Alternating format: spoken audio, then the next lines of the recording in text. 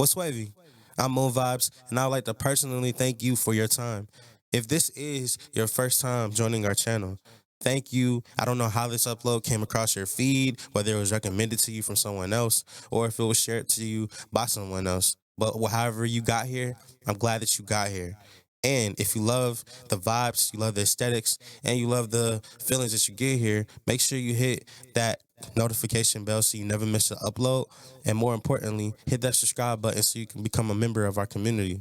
Now, speaking of community, I want to give a special shout out to everybody that supports me and supports this journey of the TCU Ultimate Rebuild and all of my other uploads. Thank you for sharing. Thank you for liking. Thank you for commenting and sharing love.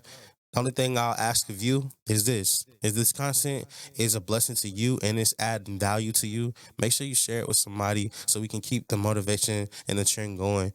Now, what you're about to experience today in this upload is weeks 4 and 5 of our recruiting special.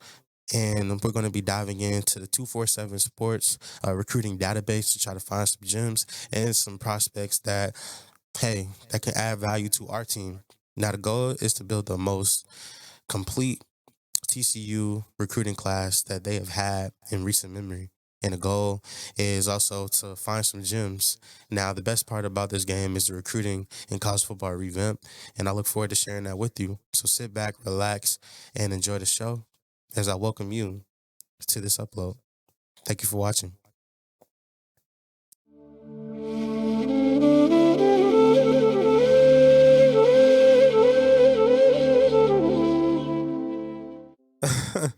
They saying Oklahoma should handle number 22 TCU in their Big 12 matchup this week.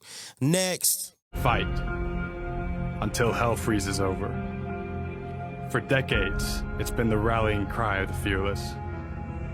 And it means exactly what you think it means. That regardless of circumstance, time, score, record, momentum, victory, or defeat, that our fists stay cocked and our legs keep driving forward. Together. Hey,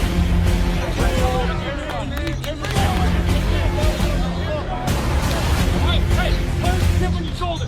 Let's get it done today. Hey, 1, 3, 1, 2, 1. First down and 4. Inside the 10. Ford is sacked. And the horse falls recovered. 5 touchdown victory. Down to the 40. To the Oklahoma 35. He throws it up in the air. And he's picked off. Straight ahead.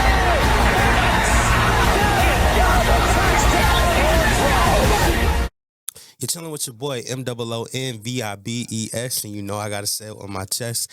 And we are fresh off of a win against the Notre Dame Fighting Irish in South Bend, Indiana. And we sent their fans home mad. Yup, we sent their fans home mad. They even tried to mob our bus afterwards when we were trying to leave the facilities. We tried to hurry up and get on the bus right after we got out the locker room and everybody showered and got themselves together. And the fans are ready to mob us afterwards. And to know that, you know, this is supposed to be a Catholic school and they just wanted all the smoke was like, it was very funny, especially since they take football so serious. And I even got to take a picture with Touchdown Jesus. So that is a flex in itself. Welcome to the TCU Ultimate Rebuild.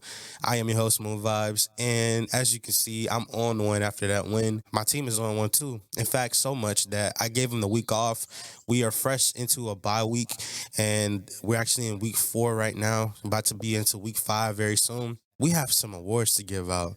In fact, I have a whole collective team award because you know what time it is. It's time for the week 3 game ball, and it took me a long time to get to this decision, because I really had to dissect the game as a whole and really watch it. My guy, D. Foster, who had 26 carries, 174 yards, and 3 touchdowns on the day, is easily the player of the game. I said to myself, well, that's the easy way to go if we're giving out a game ball.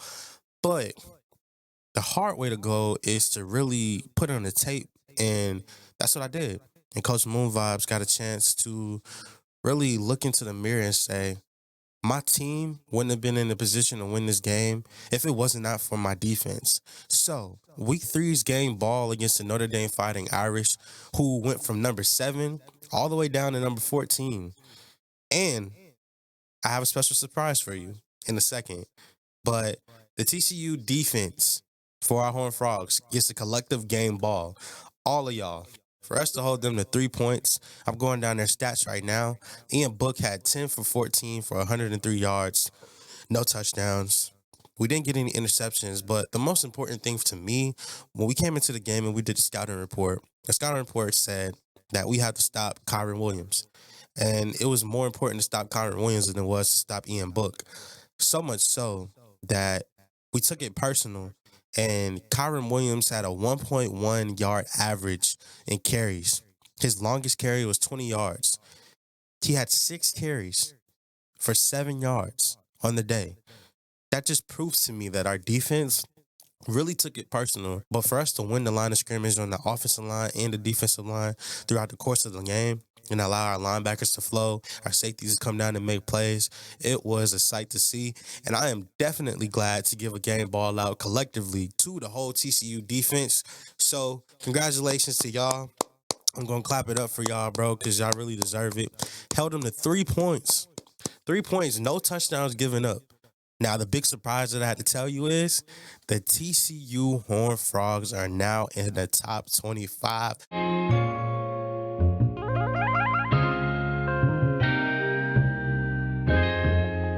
Ryan Little.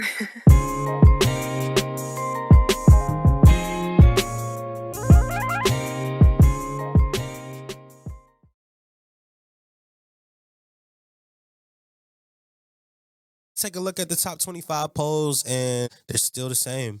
In fact, 1 through 8 hasn't changed. They're all still the same. All undefeated. Clemson, Alabama, Ohio State, Oklahoma would make the college football playoff as we speak right now. Penn State, Florida, Oklahoma State, and North Carolina will all be on the outside looking in. Let's go to 9 through 12, and that is Texas A&M, who's 3-1 in the season, who just had a win, 27-24 against SMU. The next game is at Arkansas, SEC game, which is kind of a rival game in my opinion. Michigan, who is number 10, who last week they jumped up 3 spots. So did Texas A&M. Michigan, they just won, and at Charlotte, 30-10. So that's a good win for them, at least because they didn't trip up and it didn't fall. Iowa State and Auburn. Auburn just lost to LSU, really no shame, and they only went down 4 spots. Iowa State's 2-0, and they're in the Big 12, and they're just trying to get some respect just like us. Then Georgia, for example, is number 13, going up 4 spots, and they're 1-2 in the year, and they just beat North Texas 52-10. That's probably the reason why they went up a little bit. Notre Dame went down 7 spots.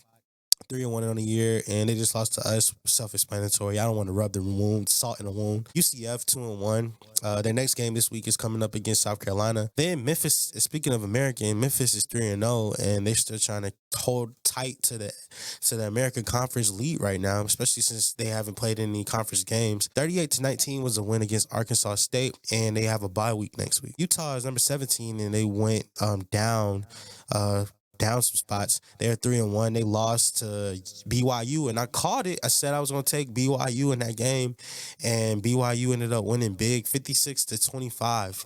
Zach Wilson put on a field day. Rounding out the top 25 is Arizona State, who's 3-0 in the year, who just won in Stanford, and the next game is against USC. Tennessee, another SEC school, who is in the top 25. Who's 3-1, who lost to Florida 17-30. And now they play South Alabama next week. Oregon, the Ducks, went down 1 spot. They're 1-2 in the year. And I think they didn't play anybody this past week, which kind of hurts them. But they play this week against Cal. USC is 2-1, and they're number 23, and they take on at Arizona State. And I'm going to go out on a limb and pick Arizona State to beat USC in this game. We have the TCU Horned Frogs. So we've been waiting all this time to get into the top 25 polls, and we have 2-1 on the year. We have 1, and we don't have to go back on it. We have a bye week. And then rounding out the top 25 is Washington Huskies, who are 3-0 in the year in the Pac-12.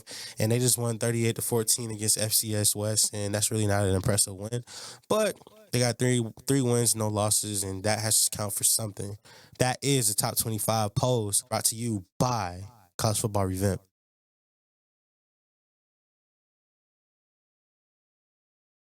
Man, it feels so great to be back home in our own confines, back in Fort Worth after a long week. that was very, very impactful on our season. And I think that only brought us closer and made us bond even more. We have a bye week, so we can relax, we can recover, we can reset, refocus, and do some scouting and do some homework, not only on our opponents coming up, but also on the recruits that's in this database for 247 Sports. We get into the top stories. TCU dominates all facets of the game and upset over Notre Dame. And notice how they said all facets of the game. We're in ranked number 24 in the nation. I forgot to tell you, that's a flex. We went from like number 40-ish or so to up to 24 after the win against Notre Dame. And they fell 7 spots from number 7 to 14. And this game, really, we controlled it all the way down to the core, and we never let them get any type of momentum. If we look at the game stats down to the core, we had 17 first downs, 293 yards of offense, 34 rushes for 224 yards and 3 touchdowns. That just shows enforcing our will. And I told y'all that we had to get the ground game going because in the previous 2 games, we weren't able to do that. And I finally feel like we made up for it. Now, the only thing I feel like we have to do is do a better job of being balanced. We only had 69 passing yards, but if you tell me that we're going to get a 21-3 victory against a top 10 team and only have to pass the ball for 69 yards and still win, hey, I'll take it. If you tell me that we go 3 for 4 for third down for 75%, I'll take it. You mean to tell me that we only faced 4 third downs across the whole game? I'll take it. We didn't have to go for it on 4th down, no 2-point conversions, 3 for 3 in the red zone. You know I love red zone efficiency. Only 1 turnover, and that was a bonehead fumble. But other than that, man, 318 total yards, and they only had 175. That is utter domination. Next top story, 2 tests. Number 13, Georgia takes on number 20, LSU, who we played earlier in the season to begin. And I think Lee Corso is probably going to pick Georgia. And he is. Georgia is 0-1 in conference play, 1-2 in the year, and they're just trying to hope that they can keep their season afloat.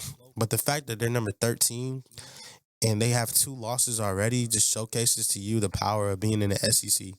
Now, they're overall the better team over LSU, so I'm probably going to pick LSU still just because I feel like LSU, they have corners in secondary that is a problem, and it's going to be a problem for Georgia. So if Georgia can run the ball and establish the ground game, then I can see them winning. But I just don't see that happening, and I feel like they're going to have to pass. So I'm going to take LSU in this game against Lee Corso. Next top story. The Clemson Tigers, number 1, they win their conference opener against NC State 42-17. And honestly, I'm not really impressed that they won so big, but I'm more shocked that Trevor Lawrence is now falling to the back end of the Heisman watch because he didn't really do anything. This is more of a others game. Travis Etienne had 2 touchdowns on the day. Latson Jr. had a touchdown. Rodgers had a pass catch 2 touchdowns catching one from Lawrence and 1 from DJ. So that is a flex, and Clemson looks to be rolling right now. Next top story, Penn State. The home field hex is alive, as well as the Nittany Lions win a close one against a Kent State team that has been upset-minded as of late. And the score for this game was 14-21. And honestly, I didn't think that it was going to be this close. I thought that Penn State was going to win by a big margin. But Kent State came to play, and they're still 1-0 in their conference. So they have the whole season to look forward to. And they got to be baptized by fire against some good competition. And they beat LSU, but they just nearly lost to Penn State by 1 possession. So they have nothing to hang their heads about. They have a great season ahead of them. And I look forward to hearing more about Kent State. The Pitt Panthers triumphs over Duke in the ACC riot. Now, was it really a riot? No, it wasn't. It was more of a barn burner because if you look at barn burners as being anything over 25 points, they got 25-29. Duke lost, and Pitt closed it out in a 19-point fourth quarter to close the deal. And in this fourth quarter, they got a touchdown from Mac, Moraga. They also got a touchdown from Davis, 2 passing and 1 rushing. And Duke had a pick 6 in the quarter, and I think that they went for 2 as well to make the game a little bit closer. but 4-point win by the Pitt Panthers. ACC is looking like it's going to be a little bit competitive outside of the Clemson Tigers, that is. All cylinders were clicking for the Florida Atlantic Owls as they took on Middle Tennessee State. And look, Middle Tennessee State, they tried their hardest, but they couldn't get anything going in the third and the fourth quarter, second half, and it was all FAU. FAU is 2-2 in the season, 1-1 in the conference in the Conference USA, and they're looking to win not only a conference championship, but to knock off teams like Marshall, for example, or East Carolina, and really be competitive. Even North Texas, for example, that is kind of doing good this year. So look out for the FAU Owls, because that could be a job that offers us later on in the year. Baton Rouge is rocking following a 20-6 beating of rival Auburn, number 12 Auburn, that is. And LSU just keeps winning, man, at home. Even though they took that tough loss to Kent State, it's definitely tough to play in Death Valley. And coming into the first quarter, they had 2 field goals. They had a touchdown. Auburn had a field goal in the second. Auburn had a field goal in the third. And LSU had a touchdown to close it out, 20-6 by Davis Price. And trust me, I played him, and I understand how much of a problem he is. You can try your hardest to try to contain him over the course of the game, but at some point, he's going to get loose, and that's what seems like it happened, even if it was a 1-yard touchdown run to close the deal out and put the game all the way away. Last but not least, the Oklahoma Sooners take on the Notre Dame Fighting Irish in a game that is kind of do or die for both parties. Now, Oklahoma can afford to lose because they still have all things ahead of them in the Big 12, including a game against us probably later in the year. But Notre Dame, that is, they're in danger of being in a 2-game losing streak. And it really wouldn't be no shame to lose against the Oklahoma Sooners. But after what we just did to them and what Oklahoma has a chance to do to them, they could be in danger of losing 2 back-to-back games against the Big 12. And that alone in itself is a flex for our conference. So that is the top stories as we head into this next week.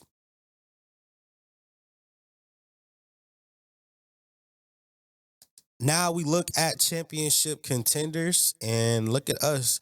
A- grade in championship contenders. They got us ranked number 24 right now. Next year, they're projecting us to be 37. The year after that, in 2015, they're expecting us to be 20th. And 2016, they expect us to be 23rd.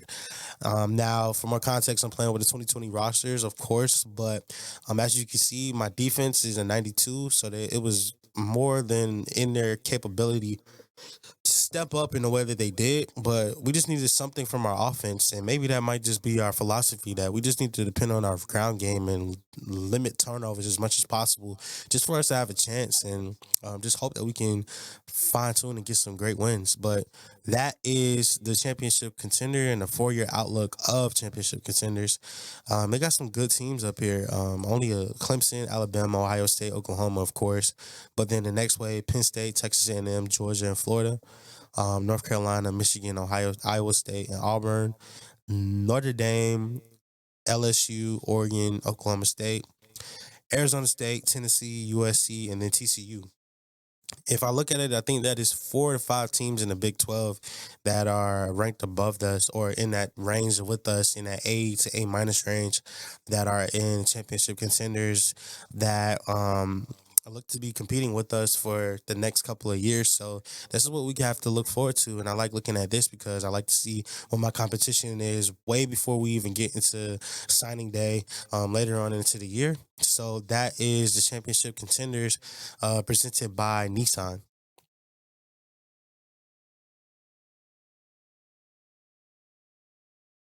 Now it's time to check out conference standings, and we're just hoping that we are up there. And right now we are 1-0 in conference.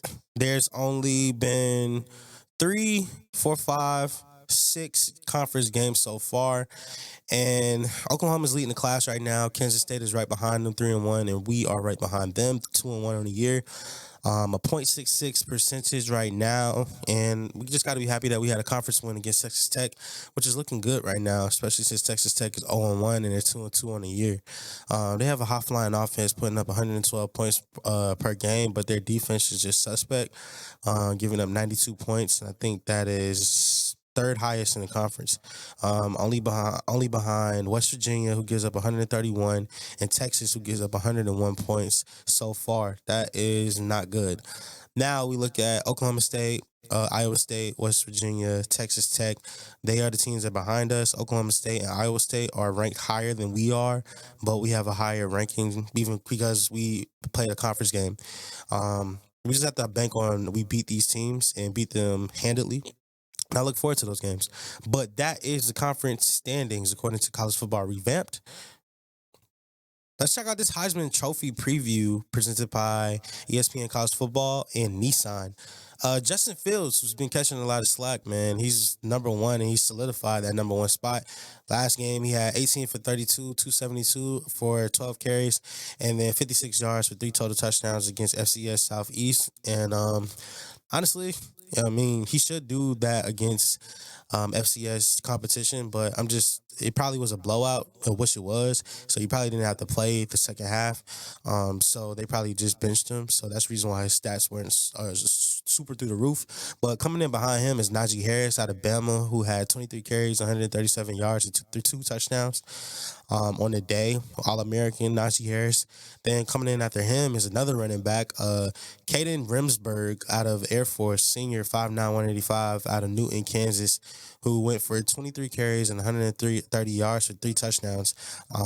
And the second running back in the list. Then the third running back, Cameron Peoples out of Appalachian State, sophomore redshirt, went for 20 carries, 130 yards, and then he added 2 catches for 38 yards and a touchdown on the day.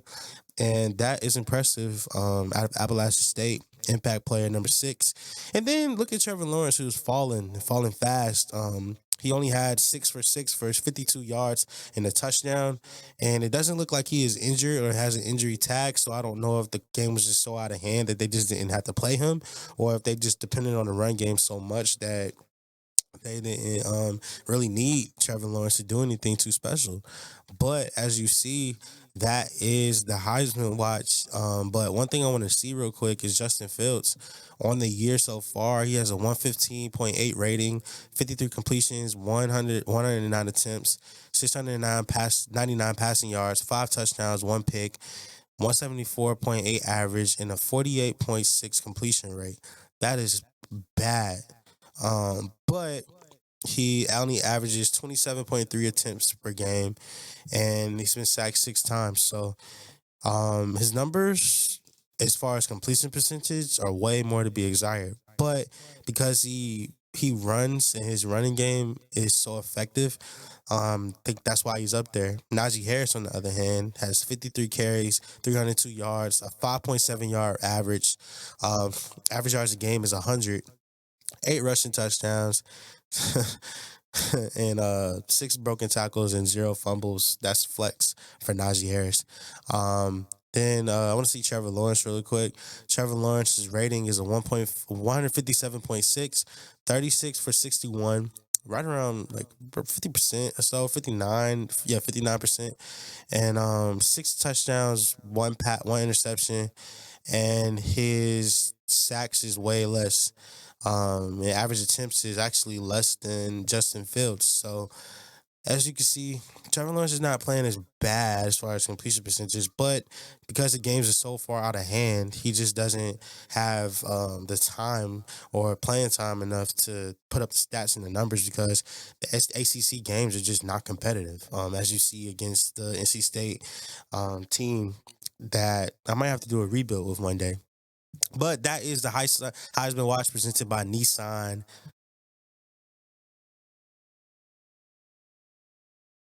Now it's time for my favorite part of this game, is the recruiting. And right now, our pipeline states are Texas and Louisiana right now. And we got 8 targets out of Texas, 2 out of Louisiana. And if I look at more on our board, break it down some more to you guys. You got 3 in Oklahoma, 3 in Ohio, 3 in North Carolina, 2 Pennsylvania, 2 Missouri, 2 Louisiana, 2 Florida, and then 1 in Canada, South Carolina, New Jersey, Nevada, Minnesota, DC, Colorado, California, Arkansas, Illinois, and that is all the states that we have targets in. Now, if we look at our projections for projected for this state, let's flip it and see. 37 in Texas, we're getting that number down, and my goal is to get less players in Texas.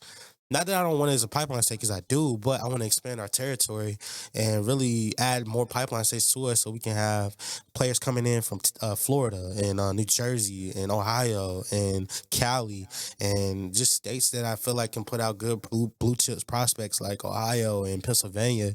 So that's the reason why I'm taking it one step at a time in order to build these pipeline states up. But I'm a visual learner, and I like to see what it looks like on the outside, and so I can gain more of understanding. So this is the map. This is the map for our recruiting strategy right now. And as you can see, we're attacking these states with the mindset of, hey, if we can get our own state in Texas, get a couple recruits in there. Then the state above us in Oklahoma, that's a good flex. Missouri, Arkansas, let's get 1 from Arkansas. Let's get 2 out of Louisiana. And Florida, that's where I got to go to just because it goes within the strategy. Now, my original strategy was to do the whole coastline, but the way that this recruiting class is shaking out, a lot of the players that are on the coastline, specifically on the southeast coast, are ruled in SEC country, so it's hard to get those gain traction right now. But I'm sure that next year we'll have a lot more momentum going into the year, so we'll be able to accomplish that goal. But I love what we're doing right now in the North. D.C., Maryland, Pennsylvania, New Jersey, Ohio, Illinois, Michigan, Minnesota, even Missouri. I love what we're doing up here, and we're not afraid to go into Big Ten country and out to the Northeast to say, hey, we want to get some recruits out here because we want to be competitive. So that is what it looks like as far as pipeline states and the map of all of our players on our board. Now let's go check on some of our recruits and see how they're doing with this special edition of recruiting brought to you by Moon Vibes. Now, Brandon McMillan, 4-star out of Cali. Let's check on you and see how you're doing. Brandon, we're in the lead right now. You're a 4-star wide receiver out of San Gabriel, California. Let's just say this, man. We in Michigan and Nebraska and Auburn competition. Let's bring you up to 300 right now. It's because you're 5'11", 194. And if I do some more scouting on you, I understand program tradition is a B-. It'll be up next year. Conference prestige will be up next year. Stadium atmosphere will even be up next year. So I think he'll be a good fit. But with him being a 4-star, 67 overall, the reason why I like him is because he has a good baseline as far as his catching was 73 and his return is 74. So I might have to use him as a returner because I don't want to have Foster as my primary returner and starting running back. So he's going to be a special teams guy, and I'm going to have to work with him, Brandon McMillan out of Cali. So hopefully we stay in the race with him.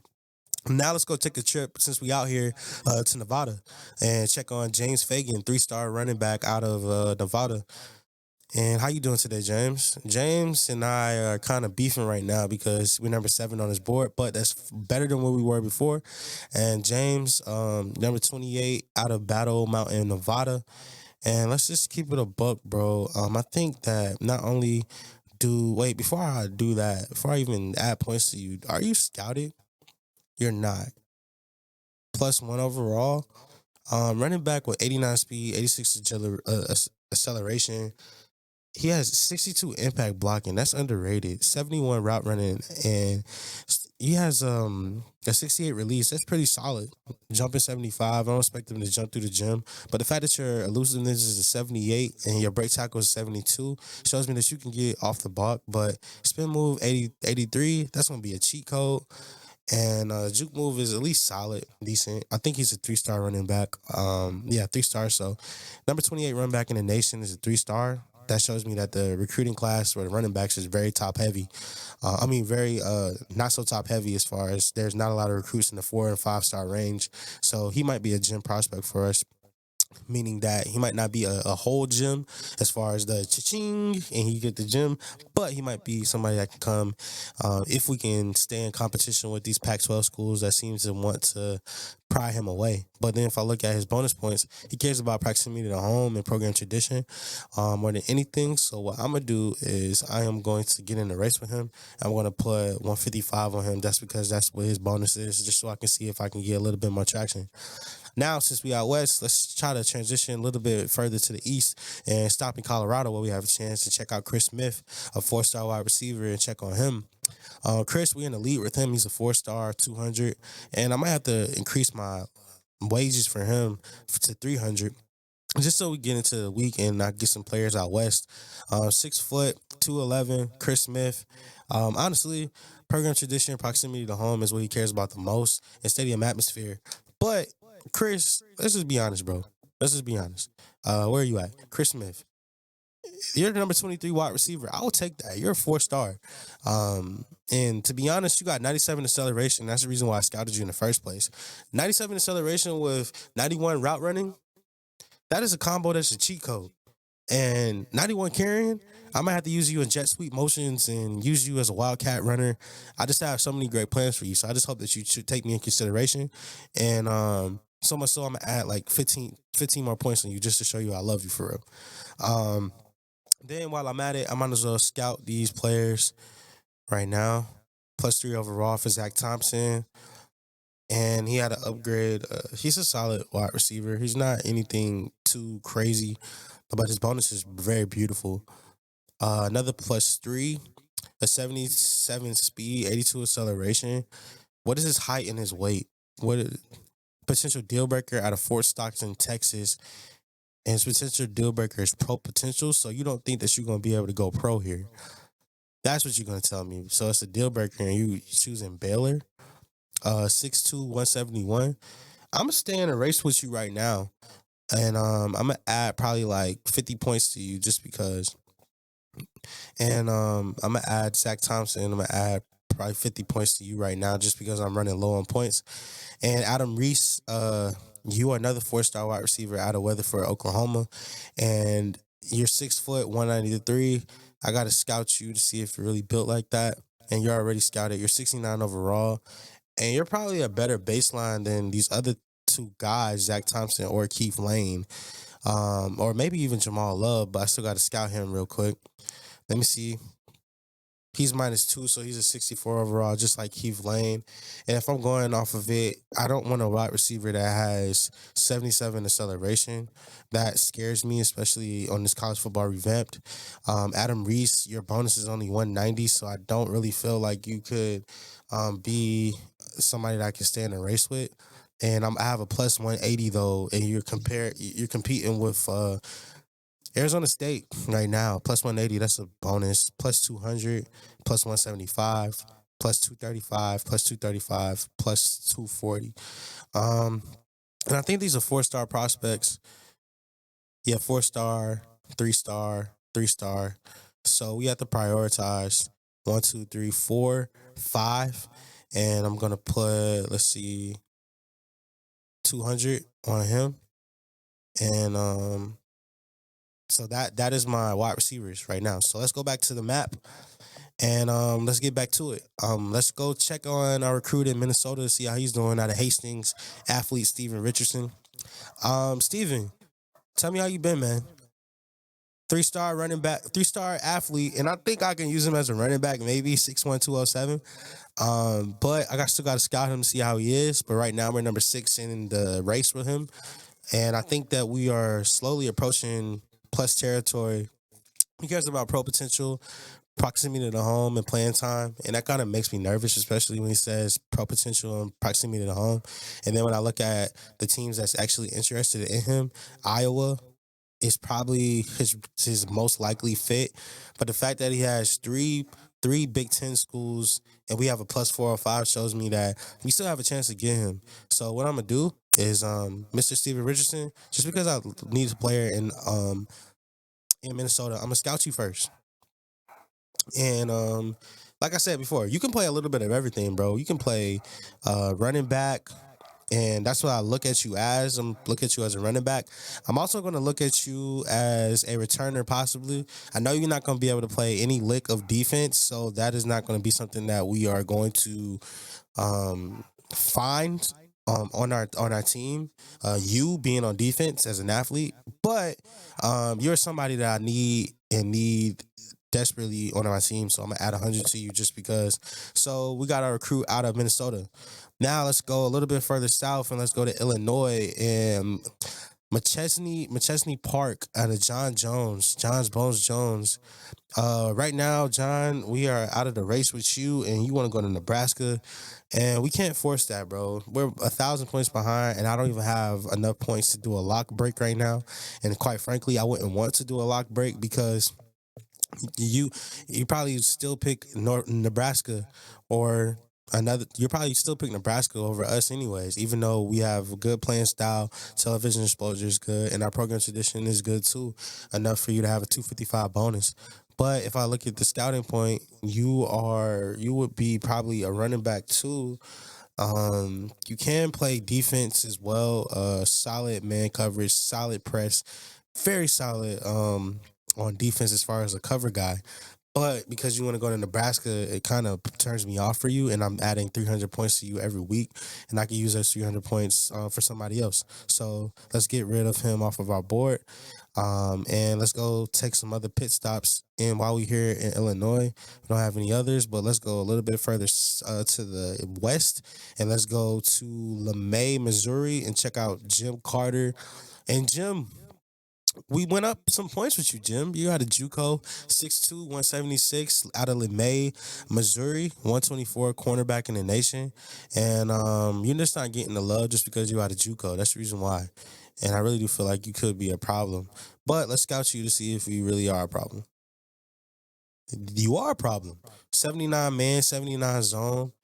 That's a good baseline. You're going to be playing for what, 1 year, 2 years? 87 speed, 86 acceleration. You know what? I'm not going to add any points. I'm just going to let you naturally accrue points. The fact that your pursuit and play recognition is an 80 and a tackle is a 64 showcases to me that you're not scared to get dirty and you're scared to get physical. And what is your height and weight, though? 6'2"? We need a taller cornerback on our roster, especially since I think we're losing some guys, but we have a very young secondary as well. So I'm not going to add any points on you as well. I'm just going to let you accrue naturally. Brian Jones, let's scout you real quick. -4 outside linebacker. And I think that is a dead pick. I'm not about to add somebody that's 60 overall, at least not right now. So let's go back. Let's go back to the map. Who else do we have to scout? John Smith, DN, out of Missouri. Let's go check on John real quick while we out here. John, out of Bridgeton, Missouri. I think we got to scout you, John. -4 as well. Well, John, I'm not going to force it with you. Not going to force anything. Right now, you want to go to USC, and I know we got a 450 bonus, and I could keep him on my board just to see what he is.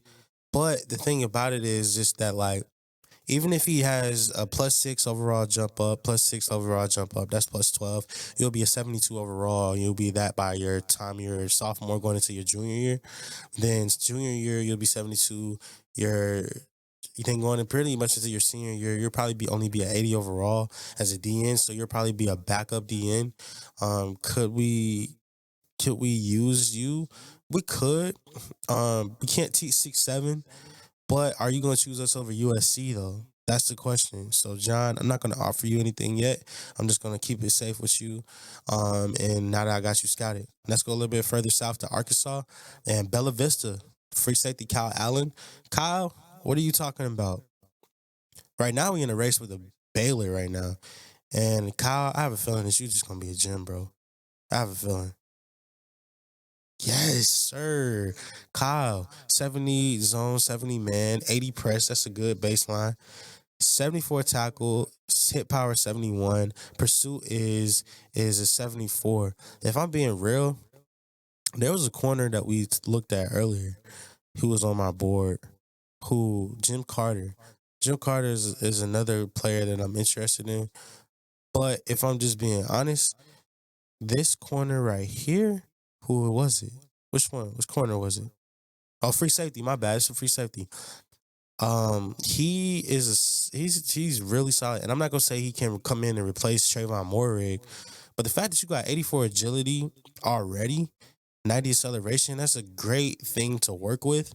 And your tackle is very decent, bro. So I'm gonna keep you on my board. In fact, I'm feeling you so much. I'm gonna offer you some points, and I'm gonna offer you a scholarship. Just because I don't want Baylor to be the only one that has a scholarship with you. So I want to get in the race even more with you, Kyle Allen. So let's go back out. And I think he's out of Arkansas. So let's show them some love. Now let's go look at Louisiana. And that's Strahan in Louisiana with Edward Mann, 4-star. Let's see where we're progress with him. Right now, we're in the lead with him with a 4-star, number 12 middle linebacker out of Louisiana, 5'10", 246. His height makes me nervous, but his weight shows me that he can withstand the punishment of, dealing with O-linemen and stuff that's trying to come out and take his head off. And the fact that we're competing with SEC schools for him shows me that I need to add some more points to him. So I'm going to add 300 for him. I already offered him a scholarship. And right now you see that he has 83 speed and 93 acceleration. So he's not slow by any stretch of the imagination. And he can get off of a block. And he's decent in man and decent in zone. Pretty good baseline. Tackle and hit power is decent. But 90 pursuit, you can't teach that. And so much so that I might add 400 on you just so that's another quality player that I can add to my board. A player that I can come in 74 overall. That's a great baseline. He's going to be a 90 by the time that we end this senior year. Probably be a 90, maybe even a 95 overall. So I look forward to getting Edward. And then the other player, Craig Berry, quarterback out of Louisiana. Let's see where we are with him. Right now, Craig is the number 20 quarterback in the nation, and he wants to go to Gretna, Louisiana. And Craig, honestly, 6'3", 218 is something that I like. But what I don't like is a potential deal breaker or program tradition. And you want to have conference prestige and playing time. Let me just be honest. Dugan is probably going to be here next year, but you're going to have to compete with him for that starting job. We're in the pipeline stage, so that's something that's some added bonus. You're not going to have to go too far. But you're a gym, so I got 500 on you, and I'm trying to get you because you got 88 throw power and 89 throw accuracy, and I'm trying to throw everything at you. But I'm 395 up, and Alabama seems to be in firm control right now, and I have pretty much the lowest bonus, so I have to add the most points, and that's what I'm doing right now. So it basically says to me, do you want to keep him on your board knowing that, like, you have a chance to get him or maybe not, and it's probably going to take you a while and you're going to be in a race with this quarterback for a while, but we need a gym, and I told y'all that we're going to have to do whatever we can to get a gym. So if I have to be in a recruiting battle with him, I will be a recruiting battle with him. So let's go, Craig. Let's go to Florida while we out here. Let's go Fort Walton Beach, Isaac Sims, 5-star. And I think we're in a lead. Oh, we're in a tough battle with him, 895 behind. And you want to go to UCF. And we're all in the yellow, so that's not like it's super far away. We're still in a good race right now. We just need a great visit. If I'm looking at him, he's a quarterback too. So if I have a backup plan, Isaac Sims or Craig. And right now, he's a dual threat. And he can play with some wide receiver too. So it's not like I can't use him in multiple ways, but we're minus 80 right now. And we already got him as a visit. Oh, no, we don't have him as a visit. And we don't have him as a visit. Dang, that's tough. He already booked his 5 visits, and we offer him a scholarship. So we have to just be realistic. We're probably not going to be able to get him. So I'm about to add him off my board. And that's tough. That is tough, bro. That's tough. Oklahoma State, Clinton Smith. Where is Clinton out of? We're 1,000 behind. Number 6 running back out of Sweetwater, Texas. Let me put 500 on you to see if I can get back in closer in this race as we get into the bye week. And if not, then you're going to have to go too. And I'll just retool my lineup. But I have offered you a scholarship, and Oklahoma has it, even though they got you coming in on a visit. So let's go back to the board. Who else was in Florida? Michael Robinson, 2-star. Michael, let's see you. Let's scout. -2. See, this is the thing. He's a -2, 52 overall, but he has 74 spectacular catch, 75 route running, 72 release, 80 catch in traffic. He's not a blocker whatsoever, but he is a receiving tight end, though. 69 acceleration, 64 speed, 69 agility. Something is telling me to keep this dude on my board because he could come in and be 6'7", 249. You can't teach that. He could be that 2-star athlete that's just a gem, even though he's a 52. And I might just use him in a way that nobody else can use him. So normally I wouldn't add a 52 to my board, but he just might be the only exception this year. And that's out of Florida because I need a pipeline out of Florida. Now we got South Carolina, Valencia Heights, Charlie Ralph, 3-star. Charlie. 3-star, 6'3", 220 out of South Carolina, number 35 quarterback. And you want to go to Virginia Tech, Appalachian State, Southern Miss, and Charlotte. D+ in playing time and pro potential. And we only have a 145 bonus. And we already scouted you, and you're only 71 overall. And we have a 415 jump up.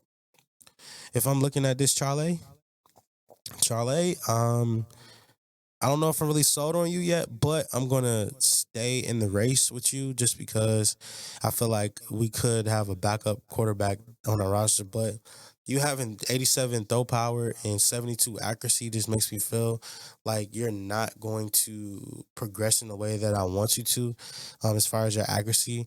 And you might just be another Jamonte the God in my other dynasties, or you might be another quarterback that I just have frustration with just because you can't get the ball there. So I'm gonna get rid of you, Charlie. Not because the bonus wasn't good and not because I wasn't making ground, but because of the projected lock cutoff and also because of just your accuracy. Tim Henderson, I'm gonna have to put some points on you just because. And I think you're out of, I don't remember where you are, but it looks like we got North Carolina as possible pipeline state. DN, Damian Jordan, who's a 4-star. Damian, we're in the lead. You're number 21 DN out of Lexington. I told y'all that before, but let me add some more points to him because we're in competition with Notre Dame, Ohio State, Michigan, and Texas A&M. To be honest with y'all, I would rather take Craig knowing that he's a potential deal breaker and I have to compete with Alabama and Notre Dame. I'll take Craig off, even though he's a gem. I could find another quarterback. I have another quarterback on my roster. But Damian Jordan, I'd rather put those points on you, bro. Knowing that I have to keep in the race and I got to solidify you and get that prospect locked up. So why not put that on the North Carolina prospect? You know what I'm saying? Why not add an athlete on my board and put 480 on him? You know what I'm saying? Why not? So that's what I'm looking at for Damian Jordan. Quentin Bennett out of, where is he from? Poplar Tent, North Carolina. 3-star, 6'3", 257. Kind of a smaller DN, not as far as height. He doesn't really fit us as far as playing style and doesn't really fit us as far as bonus either. So it could be a risk. If I try to get some points to scout, just to see what he's going to be like, Quentin Bennett. Let's see. -2. Yeah.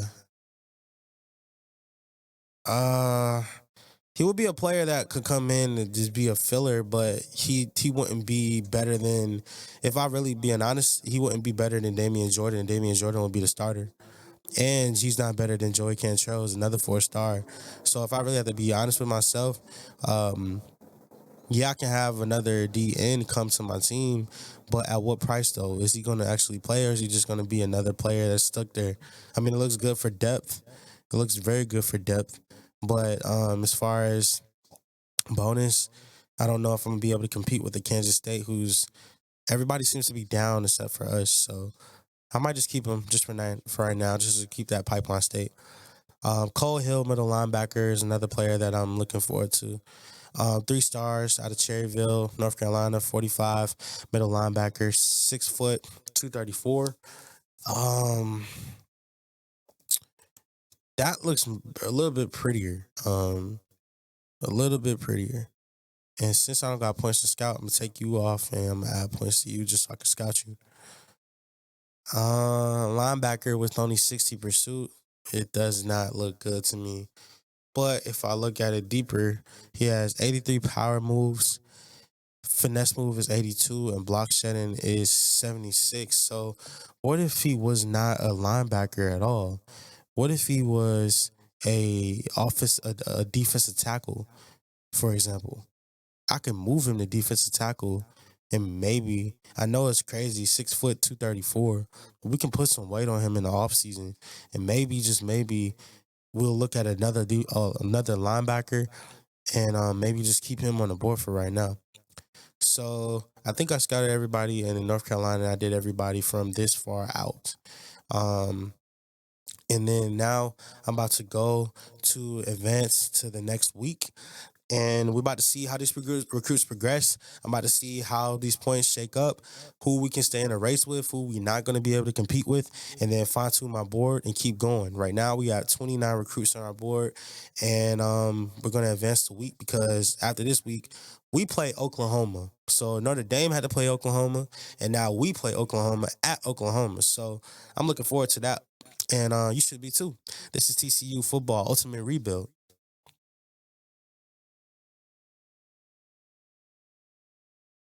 Coming into this week, we were banking that Oklahoma was going to take on Notre Dame, a team that we just beat, and we wanted Oklahoma to win. And sure enough, they did. And now we have a battle with Oklahoma in Norman. And they're 4-0, and we are 2-1, and we're not intimidated by them at all. To be honest with you, Oklahoma is probably going to be picked, by Lee Corso. And they just look like the better team as a whole. But you can't teach heart. You can't teach want to. You can't teach team chemistry. You can't teach bonding. You can't teach being in a gauntlet together. And that's why I'm going to take my team. And even though the game preview showcases that they lead us in points per game, total offense, total rushing offense, passing offense, total defense, rushing defense, and passing defense. But we favor them in turnovers, turnover differential. Just because our turnover differential is a little bit more, there's no visiting prospects, and that is what's going on in Norman right now. The players ran through some non-contact drills during the bye week. That's really good. I'm happy that they stayed in shape. They stayed together. We need to keep that chemistry at a peak right now because it's getting to that point. I would say our team chemistry right now is probably like at a 57%. It still could be higher, but this is coming from ground zero, especially after that LSU week 1, and our team just got defeated. But they had to learn how to take a loss and take a loss in style. SEC shocker. Texas A&M loses to SEC opponent Auburn 27-13. That is a shock because I picked Texas A&M to win, and that's technically a quote unquote rivalry game. But like, Kellen Mond just didn't seem like he can get anything going. I know he had a pass earlier in the day, but Felipe Franks had 1, 2, 3 touchdown passes on the day, and Arkansas is 5-0 in the SEC. That is a flex. Shout out to Arkansas. Coming up in top stories, big SEC win. Georgia notches a conference win against LSU behind the arm of Bennett. Hey, Stetson, I can't even be mad, bro. I can't even be mad because like I did say that LSU was the more physical team, and they shut me up and they said, hey, we're gonna pass on y'all.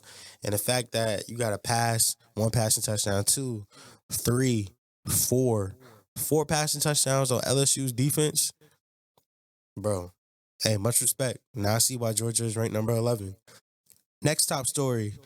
The number 8 Tar Heels are still shocked for humiliating loss to they lost to ECU 38-21. That's crazy.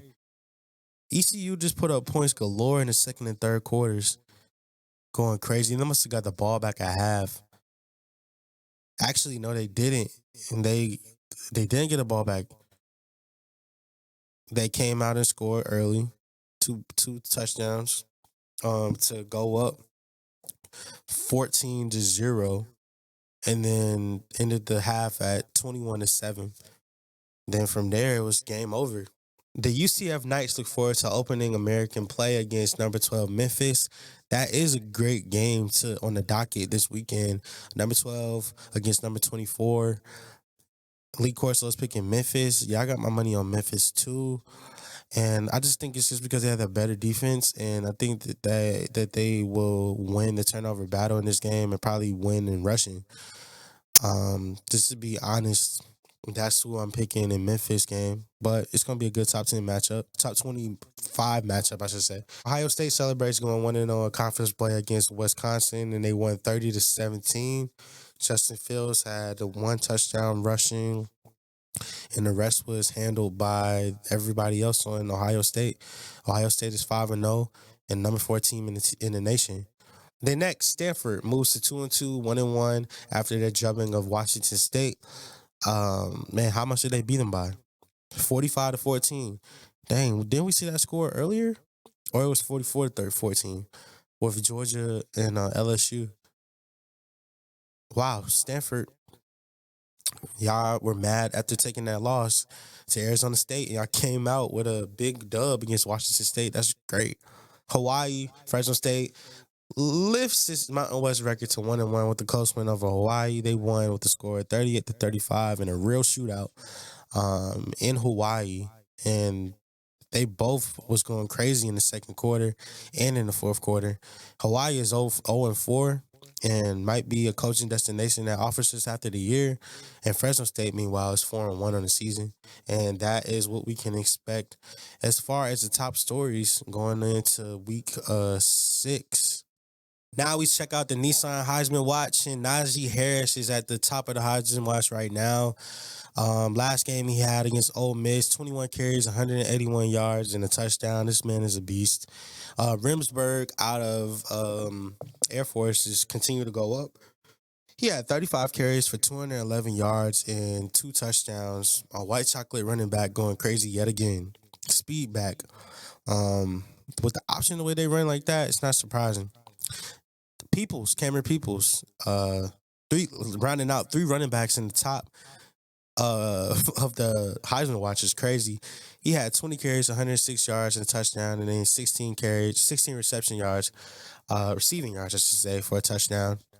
And that's crazy. Then the third running back, Kyron Williams, is back into the Heisman race with 16 carries for 70 yards, 2 touchdowns, 5 receptions for 72 yards. And I have a theory.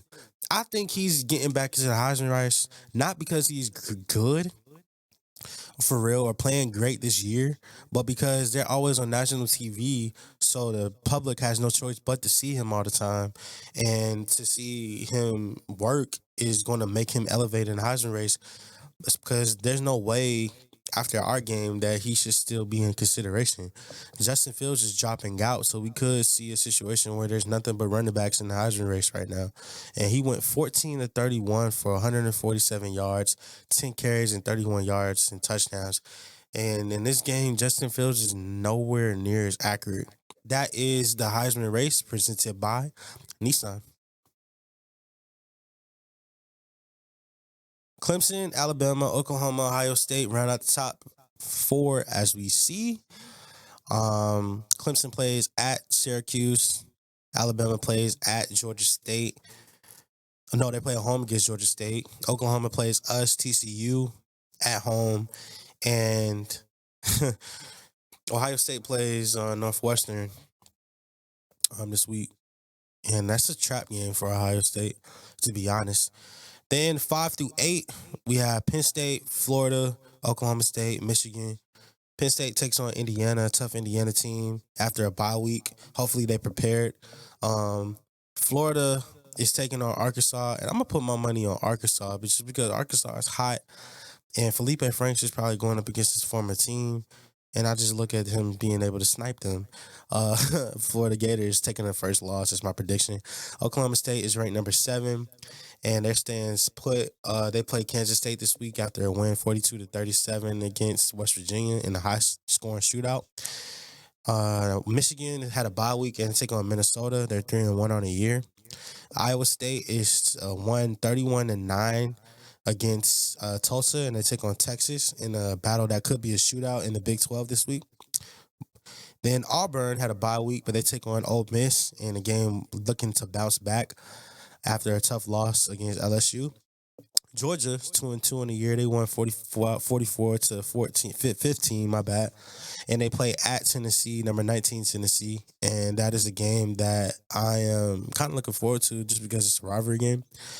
Then we see Memphis, who is going up some spots. They're 3-0 right now, and they take on UCF in a top 25 matchup. Utah, who is 13, is 3-1, and they stand. They went up 4 spots. Bye week, they play UCLA, Pac-12 game. BYU still stands put. They're number 14, right behind Utah. They won 30-13 against Middle Tennessee State. Now they play in a rivalry game against Utah State. Arizona State is 4-0, 38-21 against USC, which I predicted, and they won. Now they play Notre Dame, which I'm going to keep going with the hot hand. I say Arizona State beats Notre Dame. And Notre Dame takes yet again another loss. Then Texas A&M, fresh off of the loss against Arkansas, losing 13-27. They come in at number 16. They have a bye week. Oklahoma, they beat Notre Dame 33-30, so it was a close game, and that's a gut-wrenching loss for 2 back-to-back losses in South Bend. Has to have their fans going crazy right now. It's just something that shouldn't be overlooked. They take on Arizona State, and I got Arizona State winning. Arkansas, we just said it. They 5-0. They play Florida this week. I got my money on Arkansas. Tennessee plays Georgia. Got my money on Georgia. They won 28-0 against South Alabama. North Carolina fell down from 8 to number 20. 3-1 on the year. They lost to ECU in gut-wrenching fashion.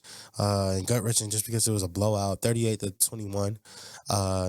Oregon is 2-2. They won 37-28 against Cal, and they play Colorado this week.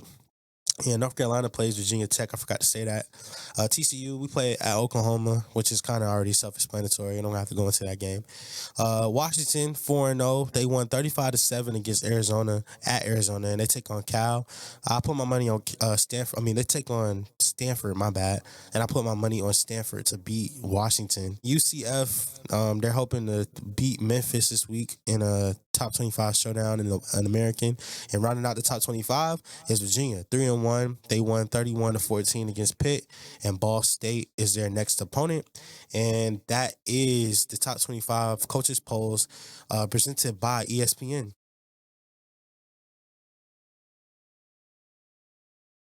Their best player, it seems like on their team, which you would think is Nick Bonito, but that's not even their best player. Their best player is this dude, Marvin Mims. And you might see like, okay, well, he on his 82 speed, agility is 88, acceleration is 88. So what's so special about him, coach? Well, what if I told you this? He has 96 catching, 93 spectacular catch, 93 catching traffic, 95 route running. And oh yeah, I forgot to tell you. You can see it for yourself. 95 release. Trayvon and or Travius Hodges Thomason. Which one of y'all want to take the duty of covering him the whole game? Because if not, if y'all don't want to guard him the whole game, I have another option. We can do combo coverages. We can do a lot of zone. I know we play a lot of man before, and we locked up and we trusted it. What do y'all want to do? Because what my plan is, I think we might have to just say, hey, come into the game and just throw different looks at him. Constantly switching it up.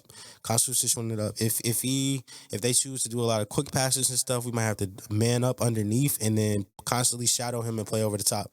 But there's no way that he can get busy on us. He is their best player. on offense. And I know that they have Spencer Rattler, but Mims is a problem. He is a problem if we let him get loose. Now, I'm not worried about him outrunning you, Travius. I'm not worried about him outrunning you. I'm worried about him being able to get solid catches on you, and there's nothing that you're going to be able to do about it because I might be the same height, but that catching being at 96, bro, is a cheat code, especially in this college football revamp, Travius. Nick Bonito, he's somebody that you need to worry about. 93 agility, 93 acceleration, which is great. But then 89 tackle, 89 finesse, 89 block shedding, but 97 pursuit. 92 play recognition. But the most important part is 89 man and 91 zone. Listen, if they're going to come into the game playing a lot of zone, we have to legit say to ourselves, we are going to take the safe check down routes when we have them and not try to force it over the top because we cannot afford to throw any picks, Dugan. We cannot afford to throw any picks.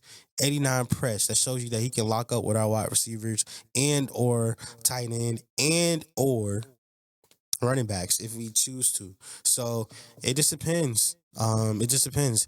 Isaiah Thomas is a left end, and Ronnie Perkins. Both of these players are good, but they have one glaring weakness, and I'm going to show you it right now, team. Stamina. Isaiah Thomas' stamina is a 70. Ronnie Perkins' stamina is a 70. We have to get them off of the field. And even if we have to run no huddle at our own risk, we will. But they're not going to beat us by constantly wreaking havoc by letting them get constant on the field. If we have them on the field, we have to press the ball and go. And go and go and go and go. That is one of their glaring weaknesses. But where they're strong at is play recognition for Perkins is 93, pursuit 87, block shedding 84, finesse moves 87, power moves 77, hit power 77, but his tackle is a 98, bro. Come on. And Isaiah Thomas, 87 tackle. He's more solid across the board. To me, he's a better overall player than Perkins. But Perkins is just a freak of nature when it comes to his tackle being so high. So we have to look out for them. Trey Brown, who is a senior, he is a freak too because he has 98 agility and 98 acceleration. That is a problem. We're going to have to maneuver our players out of the slot, into the slot, out of the outside, and maybe get Johnson in the slot and let Tate Barber be on the outside just because it's a better matchup for me that I can exploit. Play recognition 90, man coverage 89, man zone coverage 90, press is 89. And what is his stamina? 90. So he could be on the field. Now, these two dudes are 89 and 89 respectively. 98 strength as a right tackle is a problem. He is coming off the ball and he's coming to get you. I'm just keeping it a bug with you. 6'6", 327, he's a hog molly. So you got to keep your distance, and we're going to have to work on the swim moves and the rip moves and not making sure we lock out on the defensive line. Now, then we get into the next cream of crop of their players that we have to look into. And let's start with their second wide receiver that is a cheat code. Number 10, Theo Weiss. 84 speed, 94 agility, 94 acceleration. He's not the same player as the other one that they have, Marvin Mims, but he's very solid. He can get out on them too. As we see right here, he has a solid release too, so both of their wide receivers can get open and get separation. We have Spencer Rattler, freshman, who gets all the hype and attention, but if we went into this game thinking that we have to play just Spencer Rattler, we're going to lose every single time because it's deeper than him. This Oklahoma team is deeper than him. They're not number 4 for no reason. We have to do an in-depth scouting report. He only has 74 speed and 93 acceleration and 93 agility. So we have to use the same type of formula and format that we did against Ian Book and make sure we keep the outside contained, whether it's man or zone. Elusiveness, 83. Back cut vision 69, so he's not going to, if we rushed our lanes, where he's not going to be able to get busy out of the pocket. Spin move and juke move is all cool, but his carrying is 67, chat. His carrying is 67. These things that I'm looking at is a problem. We're going to have to rip the ball out, and I'm just letting you know, if we have the chance to rip the ball out, go for it this week. 94 throw power, throw accuracy is an 87, and What is his stamina? Stamina is a 94, so he's going to be on the field for a while. But let's just say that Karen being in the 60s, if he chooses to run, he becomes a running back. Big hits, aggressive. Fumbling, we need that. We got to get some fumbles this week. That's what I'm banking on. Left guard, 87, 98 strength again. So their lineman is strong. But their linemen are not really faster than our players on our defense. So I'm not really looking, but in their pass blocking, they're, like I said before, it's another player just good, but he's not really great to me. But super strong. We cannot let them get attached to us. We got to lock out. Left end, Larry Stokes, 73 speed, 87 agility and acceleration, 87 awareness. If I look at him deeper than the hole, power moves is a hit power 84, power move 878, 84 as well, and then finesse move 74, block shedding 84 as well. His play recognition is at 87. That's probably the most shocking thing to me. But look at this though, his stamina is a 70. That is a problem. We got to run them off the field all the time. Their middle linebacker, that's a junior, Deshaun White. His play recognition 88. And we looking at him. He can't get off of a block, so we might have to just say, hey, we're going to just line up and run the ball at you head to head. His tackling, though, is at 89, so that's impressive. But not as impressive as Ronnie Perkins, so we cannot let him flow to the ball. 6'227".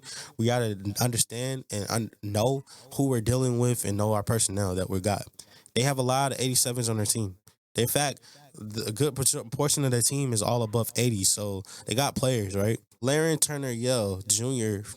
Out of Texas, 85 speed, 93 acceleration and agility. And we have to look at this. His not really can't catch. 80 jumping is solid. 86 tackle, hit power 77, so he's not about to come down and blade the wood on us. Let's just be honest. But his block shedding is 67. So if we get downhill, second level, he's not going to be able to get off the block. The same applies to their free safety. Pat Fields is an impact player. Not a good player as far as getting off of a block. Maybe as far as finesse moves, but they're not coming down with no power. And I'm just being honest with y'all. These boys are not conditioned, and they cannot get off a block, so they're not physical. They don't got high hit power, so you don't have to worry about that.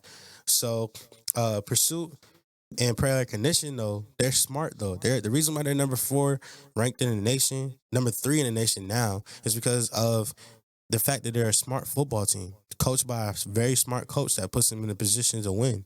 Charleston Rambo, wide receiver, 87, 81 speed, 95 agility, 95 acceleration. We got to be mindful of him as well, especially when you look at the fact that even though his carrying is 68, we have to understand that his catching is 87, spectacular catch is 84, catching traffic is 84, route running 86. His jumping might be only a 72, but he can catch though, right? Riley Hiles Jr., 5'9", 189. He has a 96 agility and acceleration, but his speed is only at 87. But what I want you to understand, and what it goes back to my point, is block shedding, 78. 78.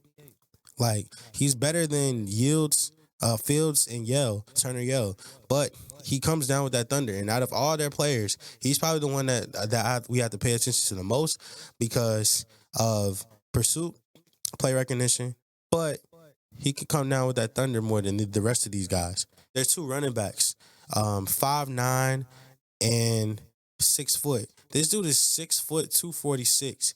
Huge LeGarrette Blount type players, 83 speed, 93 acceleration, and juke and agility, 90 awareness. But his break tackle is only 78. His chucking is 74.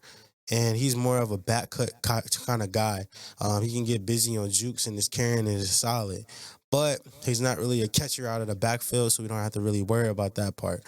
And then the other running back, Pledger, who is more athletic, I feel like. He has a carrying of 85, spin move, juke move, and stiff arm, back cut vision, elusiveness is all solid. His chucking, he's not going to chuck you. But his break tackling is slightly around the same ballpark as Stevenson. Then we talk about awareness. He's slightly awareness, but the reason why I say he needs to be a problem is because he has agility and acceleration that's 96 combined. Then their corner on the other side is 86 overall. Not really the fastest, but his acceleration and his agility is pretty solid, and awareness is 89, so he's a smart football player. But if I'm looking at it deeper down the surface, I'm looking and I'm seeing that he has a high tackle.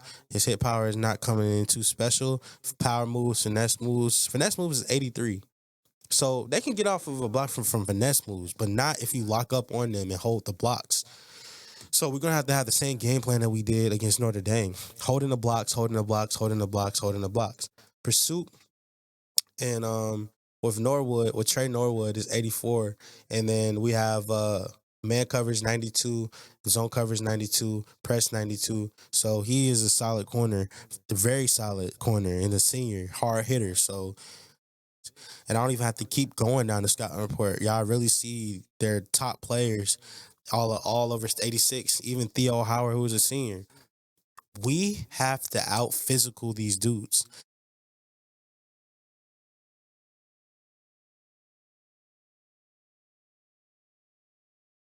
What's wavy? It's Moon Vibes, and you're tuning into the TCU Ultimate Rebuild here exclusively on YouTube. I would like to welcome you to the channel if this is your first time. And sit back, relax, and we have a special game for you.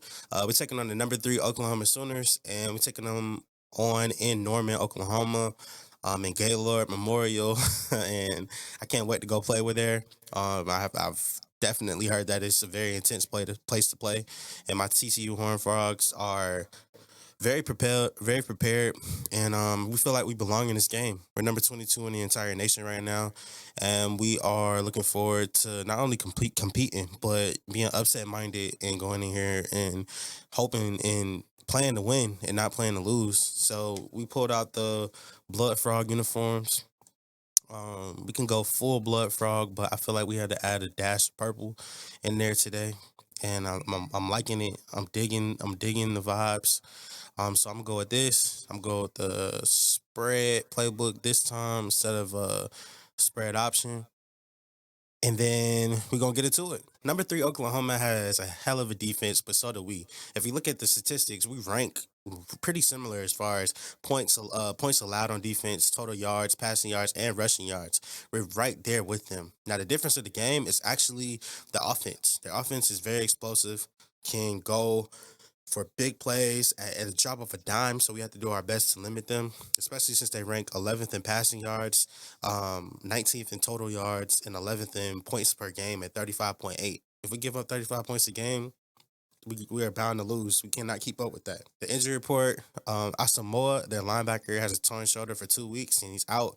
And Stogner, their tight end, has a broken tailbone for 6 weeks, and he is out for this game too. Luckily, we haven't been hit by the injury bug, so that is a flex. And I'm looking forward to playing with a fully healthy team going into this week, and you should be too. Sit back, relax, and enjoy yourself as we get into TCU, number 22, versus the number 3 Oklahoma Sooners.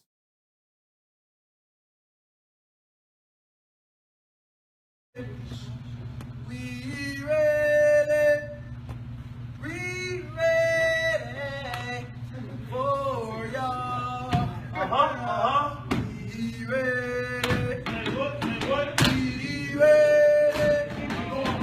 We ready for y'all.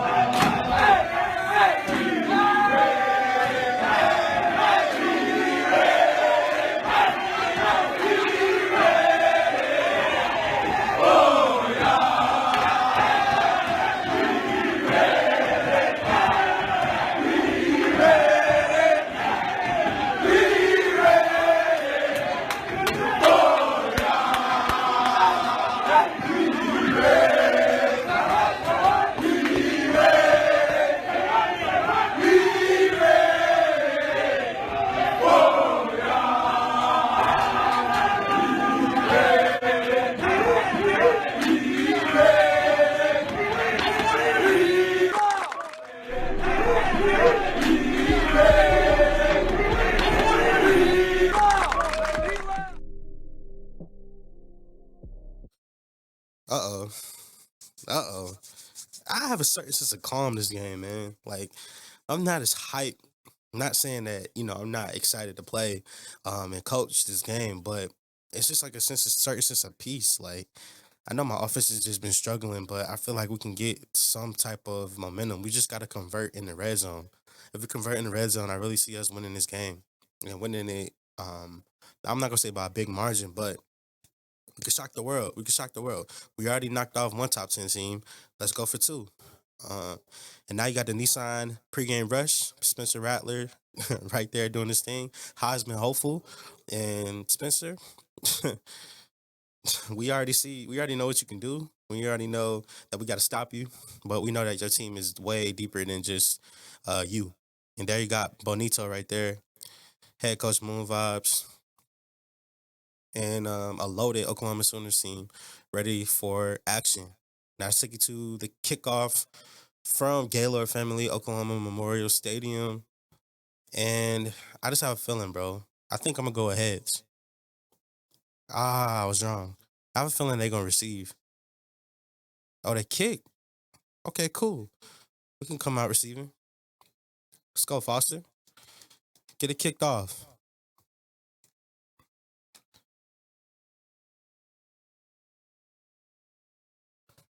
Good return. Good return. Good return. All right, let's get it into it. Adjustments, holding blocks aggressive, big run aggressive. Has to be. Let's start out with the HP counter just to set the tempo off right. Run right to their best linebacker.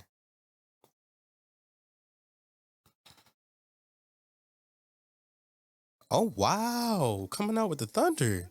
Do your dance, Mr. Horned Frog. That was great blocking. Very great blocking on that last play. You know what? I'm about to keep the pace. Let's keep running it. If we can get those type of run yards, I like it. Now we got a pass play, our first pass play on the game. And it looks like we got a blitz to the left-hand side. Dump it off. Way to make a play, Tay. Way to make a play. You've been clutch all year for me. Let's hit them with that read option one time just to see if they honest. And this time I'm motion Tay just to give the looks and feels to see what they do with their slot corner. And they motion them over. Dugan tried to get busy on him. You know what? No huddle. No huddle. No huddle. They're not ready for it. We told you that we was going to push the pace, but I have a plan of pushing the pace after we cross the 50. Send them with 0-1 trap again. They're going to have to change it up. Block to the left, slide protect. Motion, motion, motion, motion, motion.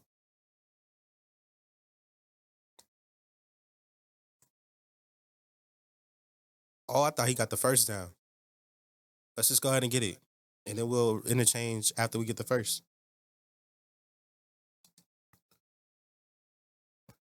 My controller is shaking like crazy right now.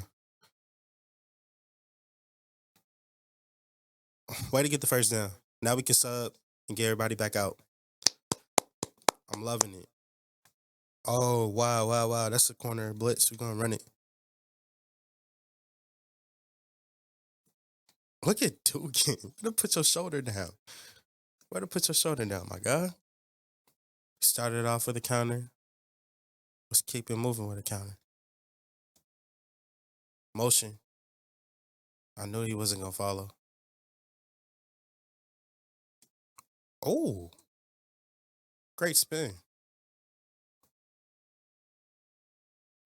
Great spin.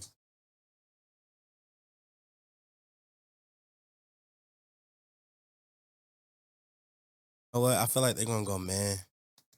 So I'm going to go to my bread and butter on third down situations like this. One-on-one in the slot. My controller's vibrating, and I knew it. They're going man. I trust you, Tay. In that situation, I'm going to trust you. Against number 44, you barbecue chicken, bro. Let's just pound it down their throat and just get this touchdown and get off the field. Our defense got some rest. Added rest. Look at Foster adding to another score. Go ahead, flex in the end zone. Go ahead, flex on them. Hey, way to start the drive off. Good, great, fellas. Great touchdown. Let's go. Great kick, Sandy. I don't think he's returning that one. Nope, he's not returning it. All right, so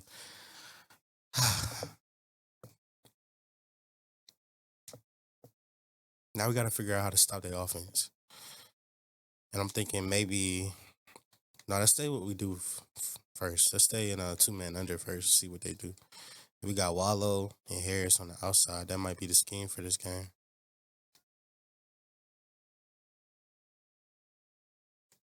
Pick. Let's go. Maury. Let's go. Right at the right place at the right time. You got to read that window. Got to read that window. Great play, team. Great play. Maury. I think that's your third pick on the year, bro. Let's just keep the pace. Keep the pace. Keep the pace. Slide. Whew. Slide. At this point, we just need forward momentum. Don't need anything too fancy. Nothing. We've been in these situations before. Let's get a read option, but this time, read option, but have the tight end pull. He didn't get the block. I thought he was going to get it. That's Nick Benito right there. Controller is shaking. It's on. Dive. Dive. No taking no big hits or no nothing. I don't need any extra curricular activities. I'm just going to dive. Let's get HP counter, but to the opposite side. Motion, motion, motion, motion, motion.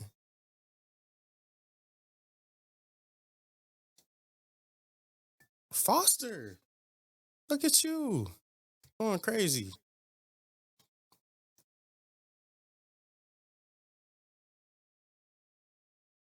Way to fight for the yards and cut that thing upfield. You pressed it to the right, then did your thing.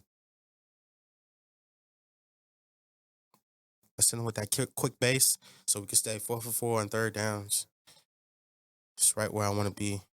It don't matter how much our control is shaking. We still going to get it. Look at Foster. Let's just hurry up and get it in. Hurry up and get it in. Come on, come on, come on, come on. Come on. They're not going to be able to do anything. Come on. Come on. Let's go. Come on, Foster. Way to flex on them. Go ahead and celebrate with your boys. Let's go. Let's go. Come on, Sandy. Kick it out the end zone. Great kick. Great kick, my guy. That's exactly what I needed. Do your jobs, fellas. Yep, we got a motion. I got the defender. Great sack. I'm not gonna be able to go anywhere. We staying in that personnel all game until they shift. We're gonna do our thing. Great rush, Harris. And you stayed strong and didn't let you fought. It wasn't pretty. You didn't get off the block. It wasn't pretty, but you was right at the right places you needed to be. Staying at 2-man under. Look. At this point, it doesn't matter.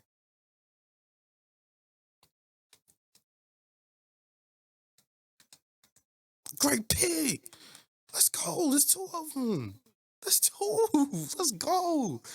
That's it. Way to play ball, bro. Way to play ball. That's what I'm talking about. Oh my gosh. Way to end the first quarter. Way to end the first quarter. Way to end the first quarter. That was perfect. All right, second quarter, wipe it off. That didn't happen. That did not happen. That did not happen. Wipe it off. It didn't happen. Come on, Lane. Move over.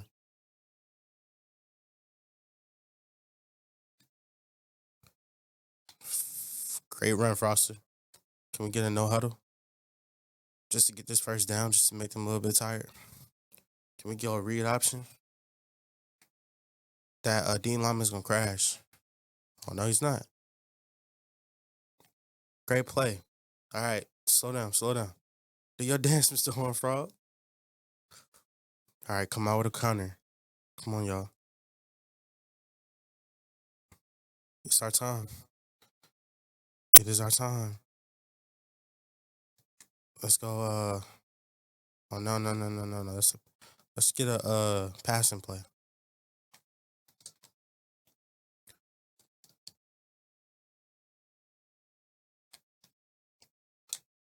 Great. Tay. Come on, bro. We put it right there for you. That's okay. It's okay. I tried to go with that counter, and I just didn't like that look. Instead of forcing it, I'm like, well, why not just pass? And it's great play. Just bad execution. Oh, my goodness, Foster. Put him in a blender. Bro, you are a beast.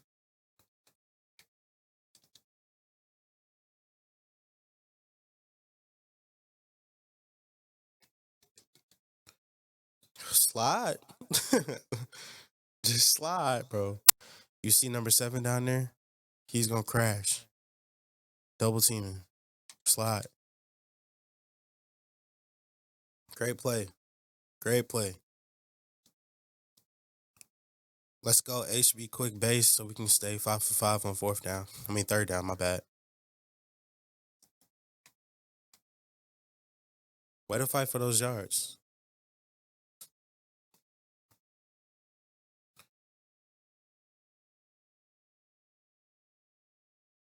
Keep going forward. Keep pressing forward, bro.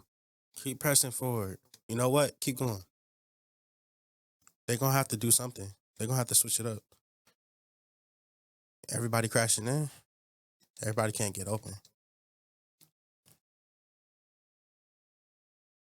Block offensive line.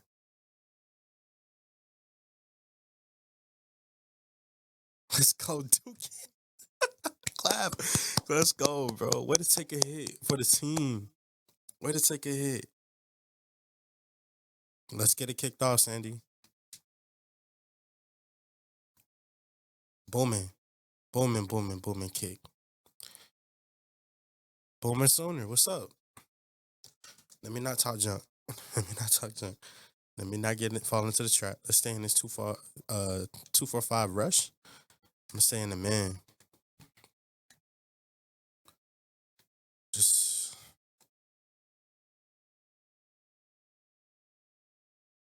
great tackle, Morik.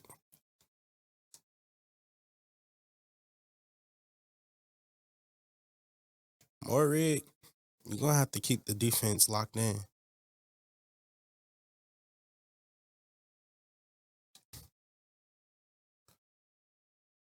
Another great tackle. Gang tackle, I think.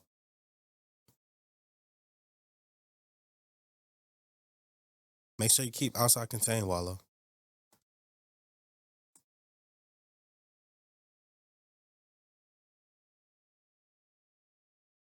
Second and 8, only a 2-yard completion. Spencer, what's going on? That we looking for. I don't like that right there in the slot. Morik with another tackle. Bro, he has to get All-American. Let's lock up.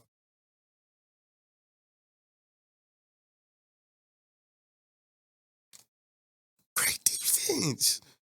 Use your SWAT. Let's go.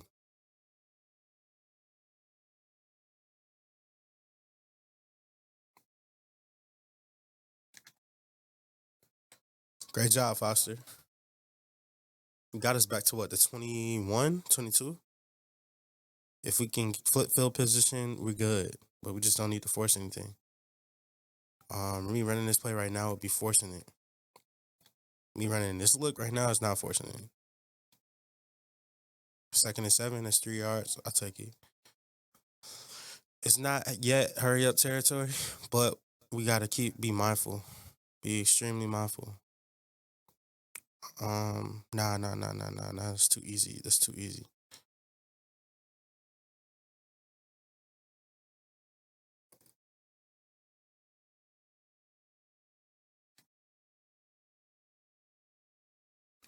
Foster, go ahead, celebrate, bro. Pick him up. You got his back, number 56. Come on, push the pace.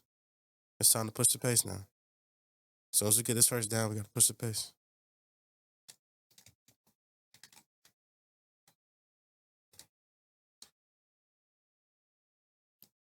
I know we said we gotta get the first down, but we so close to midfield. So close to midfield. Come on.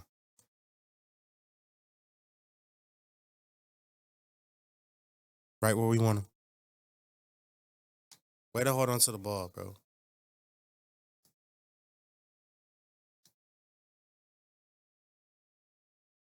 Right where we want to be. That deep curl.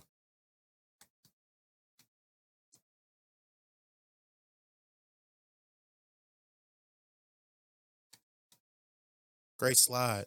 Great slide. Take some clock off. Just a little bit. Not a lot. Just a little bit. But keep the pace. We're going to have a first down. When we get the first down, we got to switch personnel. All right, switch personnel. Let's go bunch. Counter play.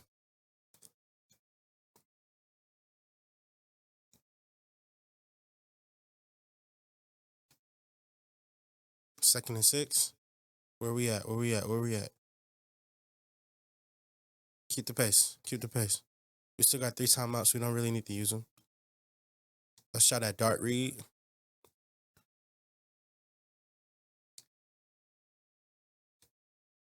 Way to truck him. Way to truck him. He already got 100 in the first quarter. Timeout. I didn't want the clock to run. The next play we going is probably spread flex. Hurry up. Spread flex. If we can't get spread flex, stay in normal and just go HP dive, get the first down. Or 0-1 trap. Yep. 0-1 trap. Get the first. It's another timeout off the board. Come on, y'all. We are so right there, bro. HP dive so that we don't have to use the timeout.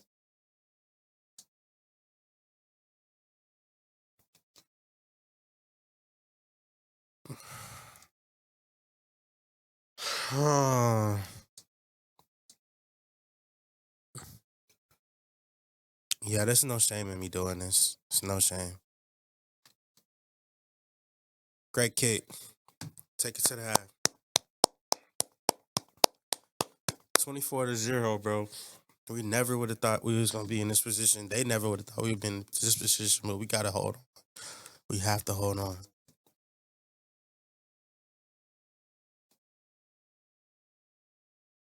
He's not returning it. They got one more play. Let's see if they take it to the half or if they be aggressive.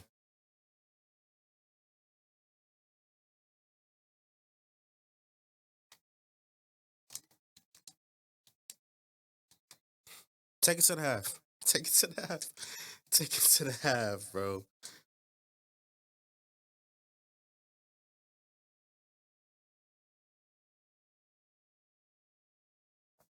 As the team comes back to the locker room, we're in a blowout right now, but it's working in our favor.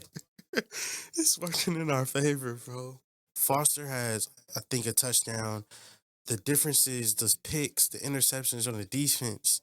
It's 2 of them. 2 of them that came in clutch, a big third down stop on consecutive drives, on a pass swat. Van Zant has a pick that was just so beautiful.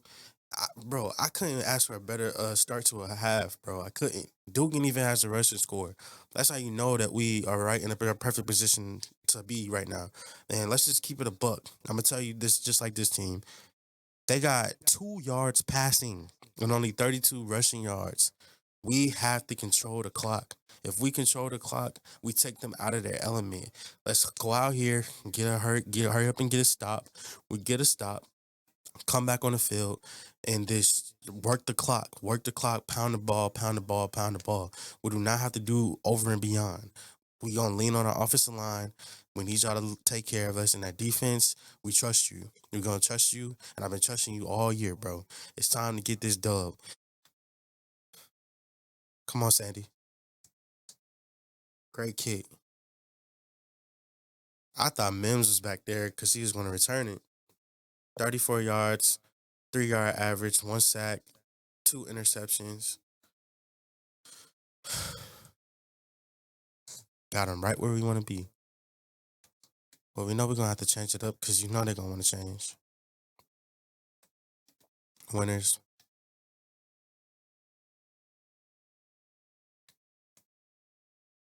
Pick. This is another one. Keontae. You was trying to get a pick too. Come on, y'all. We got the men. We got the men to line up with them. 2 running backs.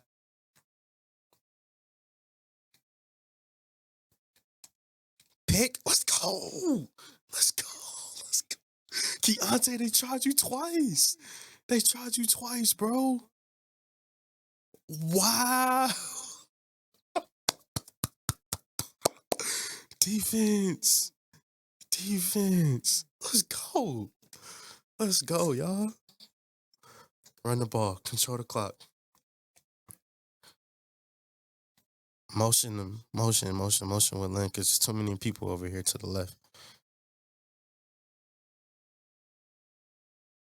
It's 3 yards. All right. Gotta work some clock.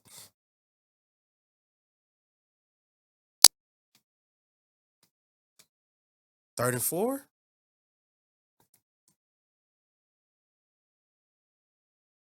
Five for 6 on the third downs right now.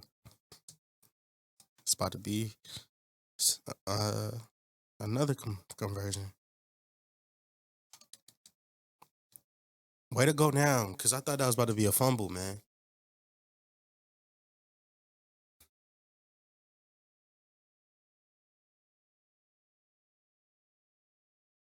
He got hurt. Dang it. He got hurt. I knew it. I had a feeling. Please don't be hurt. Please don't be hurt. Oh, he's still in the game. And he shook it off. He's pulling the Matt Stafford right now. He don't want to come out. I can't take him out, coach. He don't want to come out.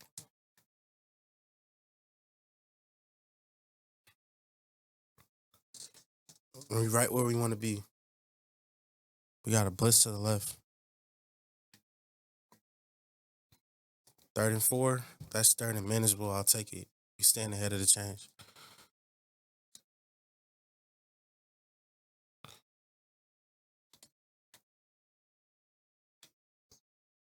Great catch, Tay.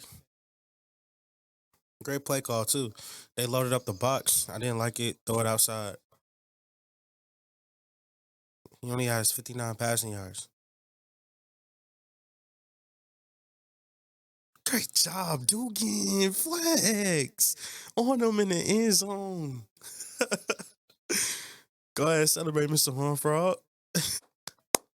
Go ahead, pat him on the butt. Let's go. Your backup is proud of you, bro. TCU community is proud of you. Mr. Dugan. Oh, Foster has a torn pectoral. He's out for a week. Oh, we got to depend on you, Miller. That sucks. He was having a great day.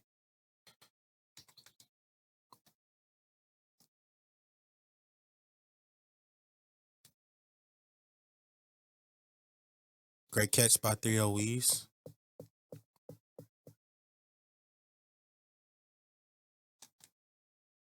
Oh, you was trying to strip that thing out of there.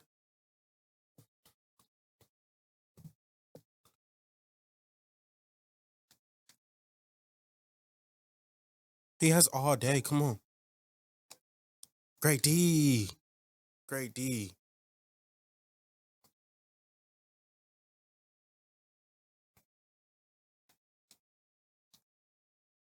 Screen.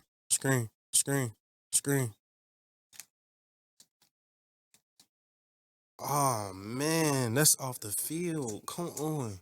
I saw it right when it happened. I just didn't have the defenders to go out and get it.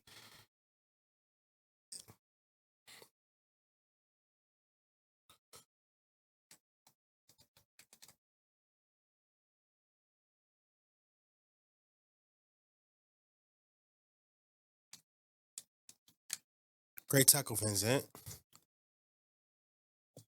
Third quarter, 1-1-1 left. Caught by number 110. Number 110. 110. Wheeze. Keep blocking up, y'all. Stay disciplined. Stay disciplined.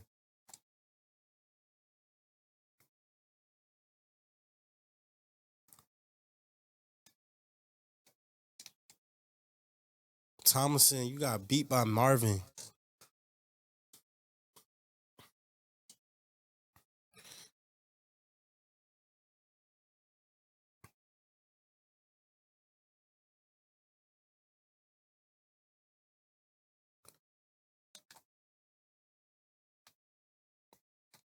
Look at Dugan.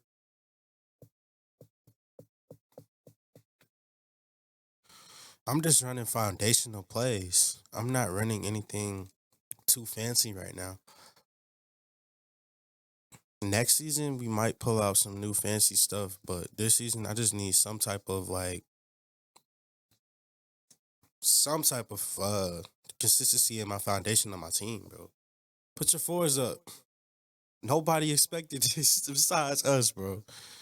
Come on. Put your fours up. Defense came to ball, man.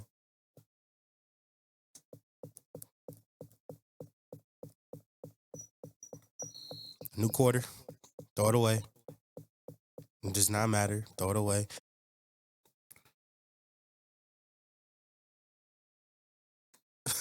He just speed burst. He just speed burst for legit 5 yards. Let's just get the first down. 7 and 8 for first down. Impact block. Bro. 4th and 1. We going for it, but we got to take some clock down too, so we got to be mindful. I don't trust. It's crazy because I don't trust Miller, but I need a big body to get this first down. So Miller's the only one that I will put in that situation because he can fall forward and get me at least 2. So Miller, I need you to do your job.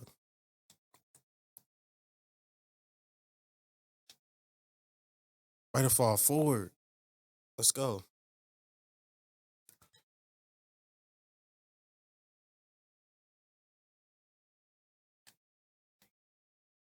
Great truck. Get off me, number 32. That's the second time you got trucked today. That's the second time. Don't think I forgot about the first time. Look at Dugan get out. Come here. I told y'all boys, if we play how we play, this game was not gonna be close. I told y'all that in the locker room right before. We have to out physical them.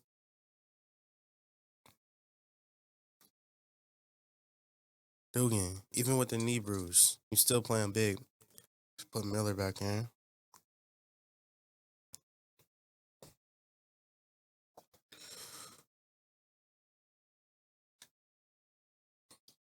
See, he just falls forward for legit 7 for an extra 2 yards. You can't teach that.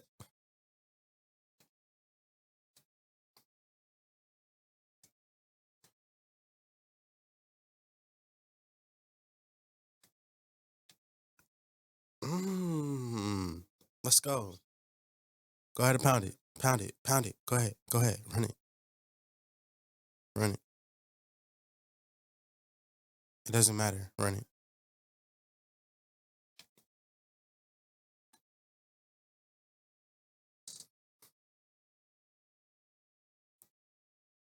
Let's get Hodges Thompson his first touchdown.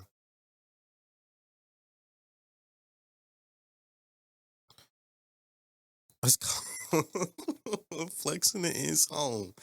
Go ahead and celebrate, Travis. I told you, I'm going to involve you on offense just a little bit. I didn't know an injury was going to make that happen, but I might have to use you some more on playing both ways.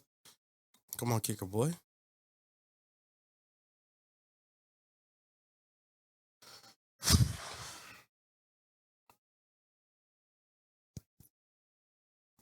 Iowa State barely escaped. They barely escaped. Stay 10 toes now. Don't fold. 2 minutes left. We got to play. Pitch a great end of the game. Great tackle. I at least want them to go out of here with no injuries. I don't want no injuries for their team. Neither do I want injuries for mine.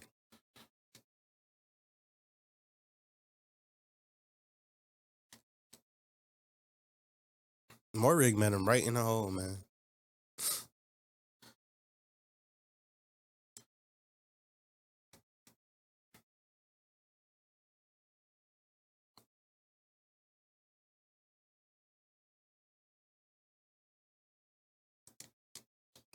Jenkins almost got another one.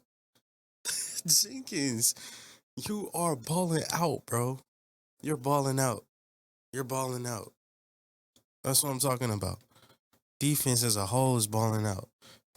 Get loud, TCU fans. Get loud.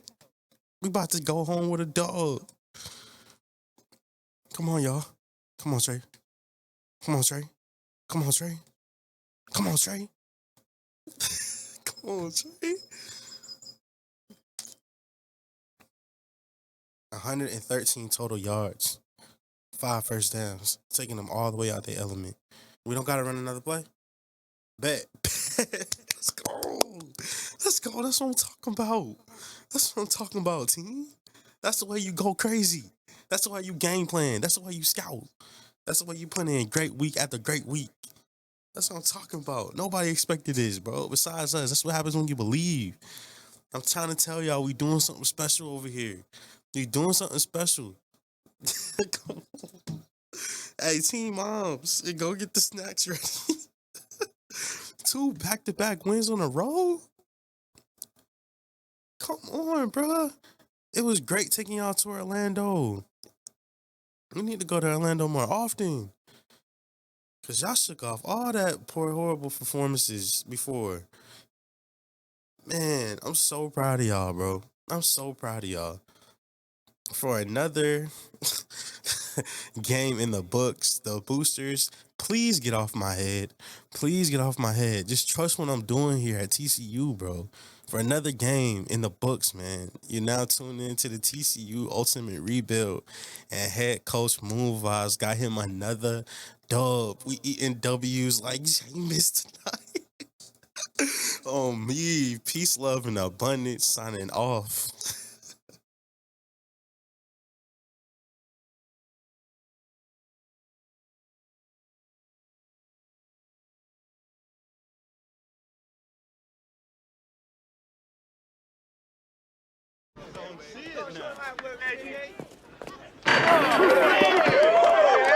It's pretty. It's so pretty. Go with Sizzler. We go with Sizzler. We go with Sizzler. Sizzler. We gonna sizzle. We gonna sizzle. We gonna sizzle. We gonna sizzle. We gonna sizzle.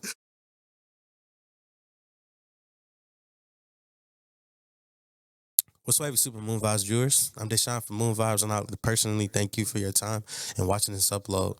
For more content and to experience more of the TCU Ultimate Rebuild, check out our content down below.